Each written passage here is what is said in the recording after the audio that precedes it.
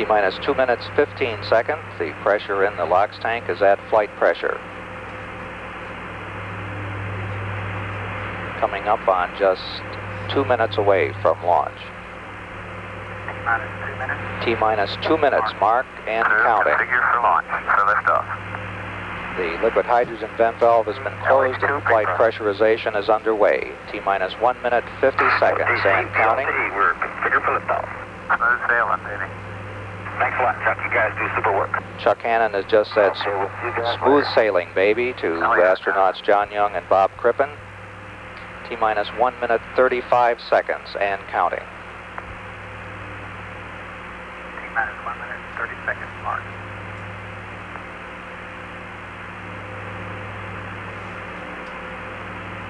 T-minus 1 minute, 20 seconds and counting. We can see the purges of the main engines as we prepare for ignition. T-minus 1 minute, 10 seconds and counting. Liquid hydrogen tank is at flight pressure. Coming up on T-minus 1 minute. T-minus 1 minute marked and counting. The firing system for the sound suppression water will be armed in just a couple seconds from now. It has been armed. T-minus 45 seconds and counting. T-minus 40 seconds and counting. The development flight instrumentation recorders are on. T-minus 35 seconds. We're just a few seconds away from switching to the redundant sense sequencer. T-minus 27 seconds. We have gone for redundant set sequencer start. T-minus 20 seconds and counting. T-minus 15, 14, 13, T-minus 10, 9, 8, 7, 6, 5, 4. We've gone for main engine start. We have main engine start.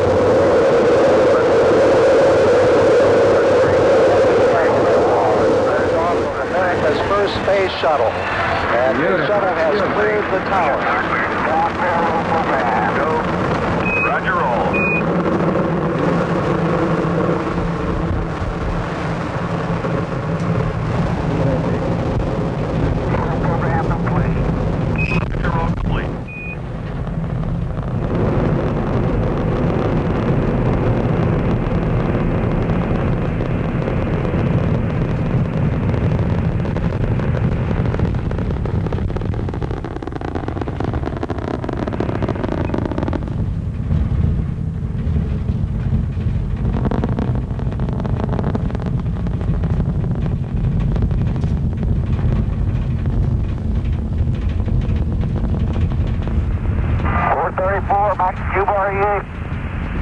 Roger.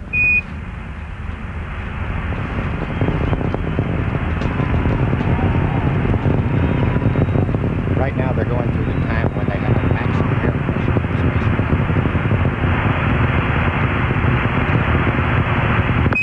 Columbia, Houston, you're go at throttle up. Roger, go at throttle up.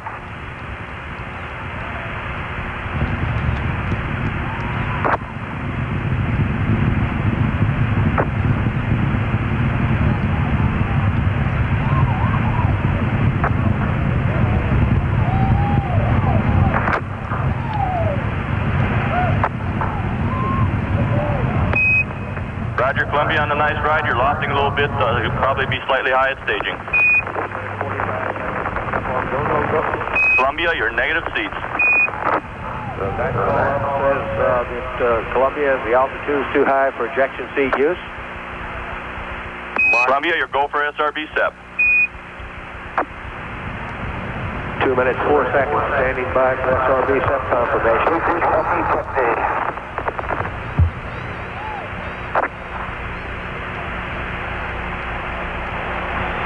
Roger on the SEP, Columbia. Mark, 2 minutes, 20 seconds, confirm solid rocket booster SEP. Takeoff, initiate. Mark, 2 minutes, 30 seconds. On-board guidance is converging as programmed. Columbia is now steering for its precise window in space for main engine cutoff. marked 6 minutes 40 seconds. Columbia pitching over now, diving to increase velocity, decrease altitude, giving Columbia her most favorable attitude. Columbia now 72 nautical miles in altitude, 373 nautical miles downrange. Velocity now reading 16,400 feet per second.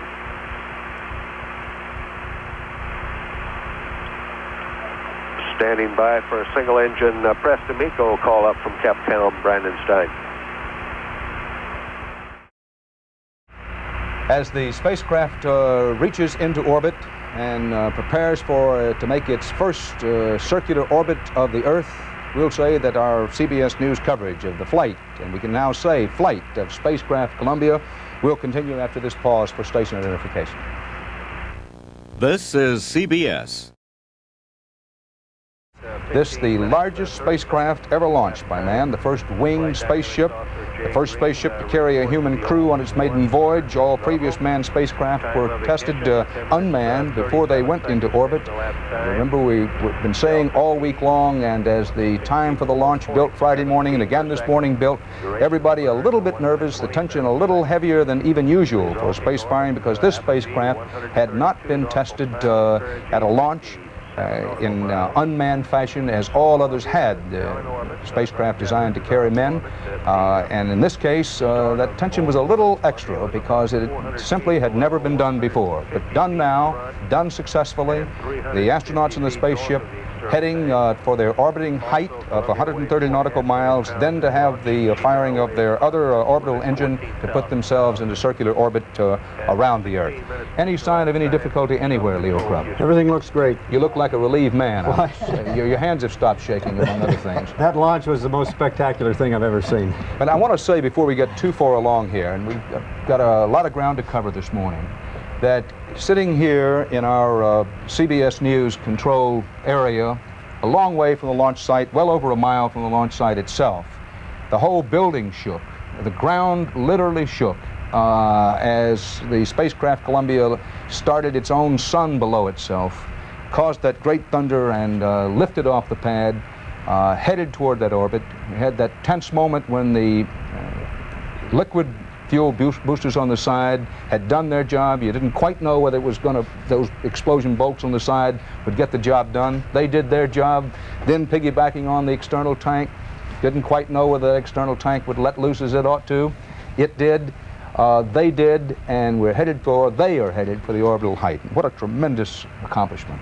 Our CBS News coverage of the flight of the Space Shuttle Columbia will continue in just a moment.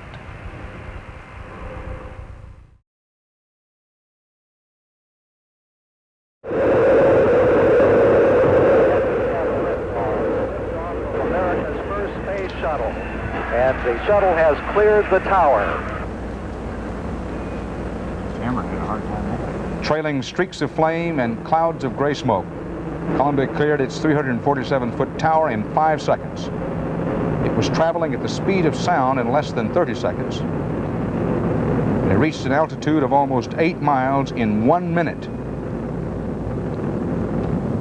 It was out of sight, 20 miles high, in 2 minutes. Senator Schmidt, when we talk about the accomplishments of technology, as we said before, sometimes we tend perhaps to overestimate them and talk about them too much, but on a day like today, it's pretty hard when you look over those figures of lifting that much, that far, that fast, not to absolutely marvel at the accomplishment of so many intelligent people. Dan, after the, of course, the creation of this country under a very almost unique set of democratic circumstances, if you look back in our history, so many of our major milestones represent a major technological advance for this country and then subsequently the world. I think it would not be presumptuous to say this is another one such milestone.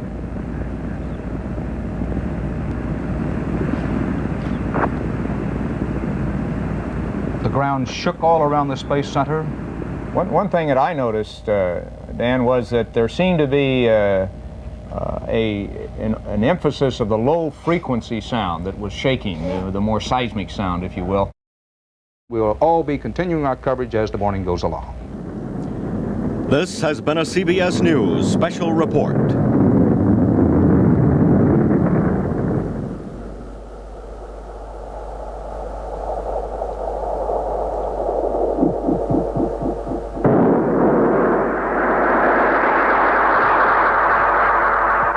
Wings in Space, the first flight of the Shuttle.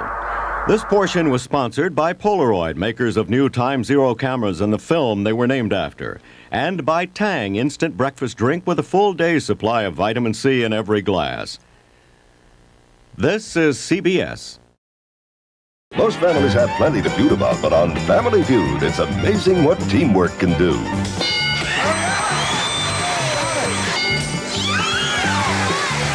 Richard Dawson is the host who's all heart. The questions revealing and the results always unexpected. Well, Richard, I personally need a nice, long, hot bath. You never know what'll happen on the Family Feud. Let's play the feud. Let's go. So when your family's fussing about what to watch, don't argue. Just watch Family Feud. Weeknights at 7:30 here on Channel 7. Have you ever felt apprehensive about leaving your children with a babysitter? Well, the Faulkner Hospital in Jamaica Plain has a babysitter's training course for teenage girls and boys from Hyde Park, West Roxbury, Jamaica Plain, and Dedham. A 2-session course teaches the youngsters first aid, diapering, safety, even how much to charge for sitting with your kids. This is Lynn Vaughn looking at a new program for babysitters at the Faulkner Hospital. Visit the Museum National Heritage in Lexington.